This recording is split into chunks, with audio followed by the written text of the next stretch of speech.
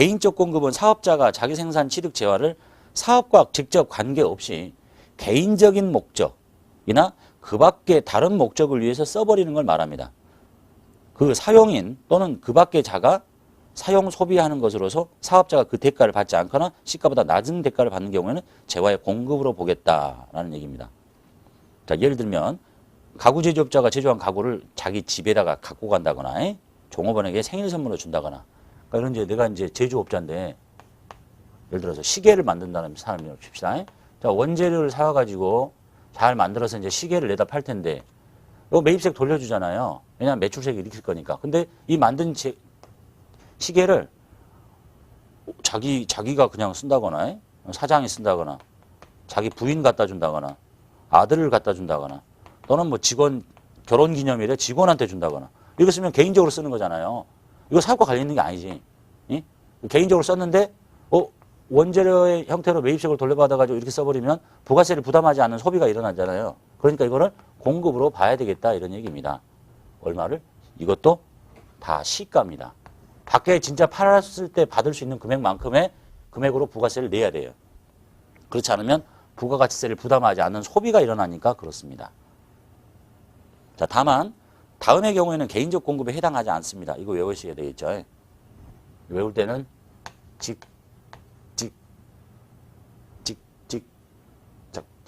작작작 이렇게 다 이렇게 직장 체육비, 직장 연회비, 작업복, 작업모, 작업화 이런 용도로 쓴대요. 자기 회사에서 생산 취득한 재화를 직장 체육비, 직장 연회비, 작업복, 작업모, 작업화로 써버리더라. 이런 것은 개인적으로 쓴 거 맞는데 공급으로 보지 않겠다. 이런 얘기입니다.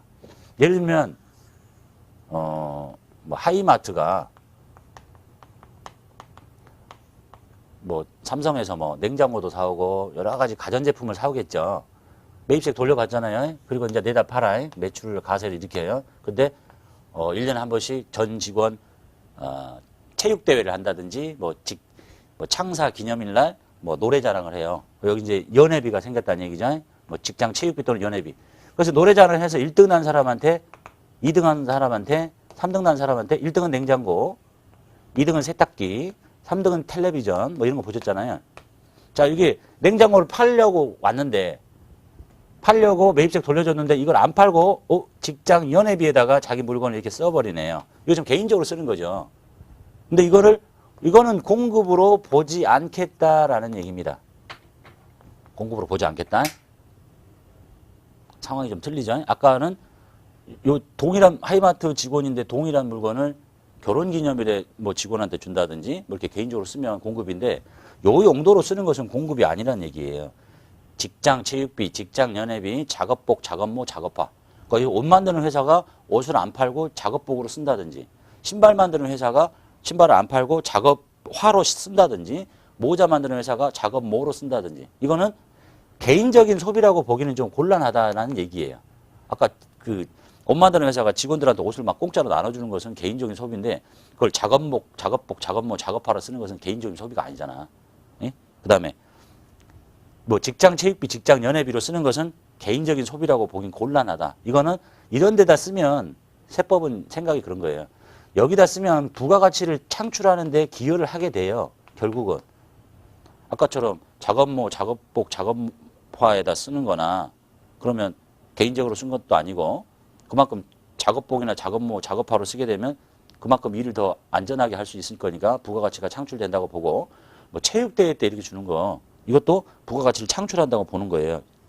노래자랑 뭐 연회비.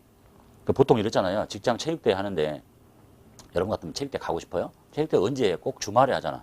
예? 그냥 하루 쉬었으면 좋겠는데 그때는 어쩔 수 없이 가서 그냥 받는 거니까 그런 것은 개인적인 공급으로 보지 않겠다라는 얘기입니다.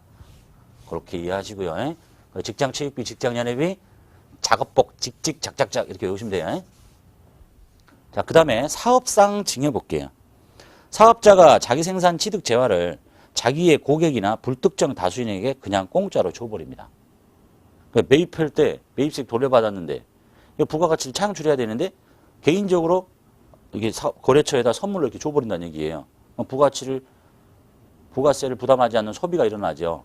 그런 경우를 공급으로 보겠다. 예를 들면 타월 판매업자가 자기 개업식에 참석한 고객에게 타월을 무상으로 줘버려요. 그 다음에 판매 촉진을 위해서 판매 실적에 따라 일정률의 장려 금품을 줘버려요. 그러니까 저기 여러 대리점이 있는데 얘들이 물건 잘 파니까 이 물건을 공짜로 그냥 줘버린다는 얘기예요. 이런 것들 다 공급으로 봐야 된다. 그렇지 않으면 부가세를 부담하지 않는 소비가 일어나기 때문에 그렇습니다. 사업상 증여, 보통 뭐 거래처에다가 우리 회사 제품을 공짜로 준다든지 접대하기 위해서 이것도 부가세를 내야 돼요. 근데 걷어서 낼 수는 없겠죠. 접대를 하는데 이거 다 시가로 신고해야 돼요. 남한테 팔았을 때 똑같이. 근데 접대를 하려고 물건을 주면서 100만 원짜리 주면서 자 이거 쓰세요 하고 부가세는 주세요 이렇게 하면 누가 받겠어요? 결국은 지가 부담하겠죠. 자, 사업상 증여로 보지 않는 경우가 중요합니다. 자, 이런 경우에는 사업상 증여로 보지 않습니다. 그러니까 신고하지 않는다. 첫 번째, 무상으로 견본품을 인도한대요. 견본품. 견본품을 우리가 영어로 뭐라고 불러요? 샘플이라고 부르죠. 샘플. 자, 요거 이제 견본품하고 비교해서 사은품이라는 게 있으니까 사은품으로 준대요. 공짜로 주는 거잖아. 이거는 과세예요. 사업상 증여에 해당해요. 사은품은. 사은품은 뭐예요? 정상적인 물건을 그냥 공짜로 주는 거잖아요. 근데 견본품은 샘플이잖아. 요걸 이제 쉽게 이해하실, 요거하고 이름 비슷하니까 샘플, 요거 기억하시면 되겠다. 요렇게. 여성분들은 저기 화장품 가게 가보면 화장품, 정상적인 화장품을 쓰기 전에 조그마한 병에 담긴 샘플을 이렇게 받아다 쓰잖아요. 그럼 만약에 이제 보세요.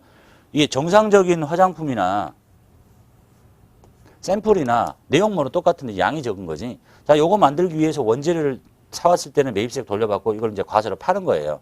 근데 그 원재료 중에 일부가 샘플에다 들어갔잖아. 근데 이 샘플을 공짜로 막 주는 거잖아, 지금. 요거를 공급으로 보게 되면 손님들한테 샘플 쓴 것도 다 그 금액만큼의 과세를 시켜야 되는데 요런 것들은, 요런 견본품은 공급으로 보지 않겠다. 그러니까 그냥 나눠줘도 되는데 사은품으로 줘버린다? 뭐 이렇게 물건, 정상적인 물건인데 요걸 똑같은 거를 사은품으로 줘봐요. 그럼 이거는 공급인 거야. 응? 왜냐하면 이거 만들 때 매입세 돌려받았는데 돈 받지 않고 막 그냥 나눠주는 거니까. 샘플과 사은품은 달라요. 그래서 견본품, 샘플이라고 외우시고 사은품은 공급이에요. 두 번째, 광고 선전 목적으로 불특정 다수인에게 광고 선전물을 배포해요. 광고 선전하려고 광고 선전물을 배포해. 그러니까 예를 들면 우리 회사 광고하기 위해서 어떤 물건을 이렇게 사왔죠. 매입세 돌려받았을 거야. 그런데 그걸 개인적으로 쓰는 게 아니라 광고 선전 목적으로 이렇게 나눠줘요. 이런 것들은 공급으로 보지 않겠다. 결국은 광고 선전 목적으로 이렇게 나눠주게 되면 그만큼 회사를 많이 알리는 거고 그만큼 나중에 부가가치를 창출하는데 기여할 것이다 라는 얘기로 보시면 되겠네요. 자, 세 번째, 증여하는 재화의 대가가 주된 거래인 재화의 공급에 대한 대가에 포함이 됩니다. 그러니까 예를 들면 그러니까 이 물건을 증여하고 있는데 이것이 주된 물건의 가격에 이미 포함이 돼 있어요. 예를 들면 이렇게 나가는 거 있죠. 자, 물건이 뭐 2+1 이렇게 해가지고 요거 하나 사면 요거 똑같은 걸 하나 이렇게 붙여주는 거 있잖아요.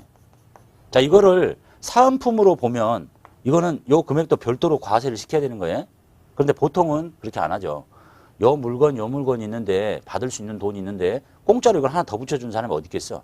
보통 예를 들어서 이게 만 원이면 요렇게 묶어가지고 자 3만 원 이렇게 해놓고 마치 이게 3만 원인 것처럼 하고 여기다가 하나를 사은품처럼 붙여주는 이런 형태.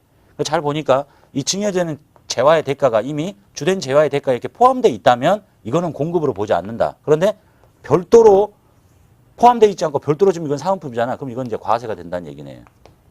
그래서 증여되는 재화의 대가가 주된 거래인 재화의 공급에 대한 대가에 포함되어 있다면 그거는 사업상 증여로 보지 않는다. 그렇지 않으면 사업상 증여로 본다.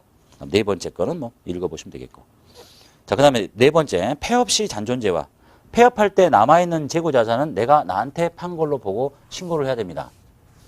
그것도 좀 이해가 안 되시죠? 자, 예를 들어 볼게요. 화장품 대리점을 해요. 근데 들어보면 상식적으로 다 맞아요. 내가 화장품 가게를 하려는데 자, 장사를 하려고 1억 원에 1천만 원의 화장품을 사왔습니다. 매입세액 돌려받겠죠. 팔 거니까. 과세로 내다 팔 거예요. 그런데 이 사람이 이렇게 사왔는데 장사가 안 돼서 문을 닫아요. 문을 닫으면 뭐 하라는 얘기냐면 여기 요 남아있는 요 물건 있지? 요 물건은 네가 너한테 판 걸로 보고 신고하라는 얘기입니다. 시가대로. 남한테 팔 때하고 똑같은 금액으로 신고하라는 거예요. 이 사람이 만약에 1억짜리를 한 1억 5천에 판다면 1,000만 원 부가세 돌려받았잖아요. 1,500만 원 부가세 내고 문 닫아야 돼요. 억울하죠. 딱 내용 보면 장사가 안 돼서 문 닫았는데 이걸 내가 나한테 판 걸로 보고 신고하라고? 이해가 안 되죠? 근데 가만히 있으면 이렇게 생각하면 돼요. 자, 이 화장품을 사와서 매입세액을 돌려받았는데 장사가 안 돼서 문 닫았어요. 그럼 이 화장품은 어디로 가겠습니까? 누군가가 쓰겠죠. 자기가 쓰든지 자기 친척들을 줄 거야. 그런데 저거를 과세를 안 시키면 돌려받은 매입세액은 있는데 매출세액을 일으키지 않고 부가세를 부담하지 않는 소비가 일어나요. 그러니까 네가 문 닫았을 때 문 닫은 이후에는 사업자가 아니기 때문에 이제 폐업한 날을 그 시점으로 해서 네가 너한테 판 걸로 보고 신고하라는 거야. 안 그러면 부가세를 부담하지 않는 소비가 일어나니까. 논리적으로 맞죠. 슬프긴 한데 누군가 쓸 거잖아. 자기가 바르건 평생 남을 주던. 그래서 폐업 시 남아있는 잔존 재고 자산은 자기가 자기한테 판 걸로 보고 신고합니다. 이것도 시가로 신고합니다. 근데 이제 그것을 보통은 이렇게 하죠. 문 닫았는데 1억 원이나 되는 화장품을 가만 놔두고 문 닫겠어요? 누군가한테 이제 통째로 사업을 포괄적으로 양도양수할 수 있겠죠. 다른 사람이 사가겠다 그러면 그때는 공급으로 보지 않는다는 규정도 보셨을 거예요. 그래서 지금 여기 있는 자가공급, 개인적 공급, 사업상증의 폐업 시 잔존 재화는 내용을 들으면 이해가 안 되지만 상황을 잘 살펴보면 부가세를 부담하지 않는 소비가 일어나기 때문에 공급으로 봐야 되고 그 다음에 남들과 과세 형평이 맞지 않기 때문에 공급으로 봐야 되고 이런 것들의 취지라고 보시면 되겠습니다. 그걸 잘 암기하셔야 돼요.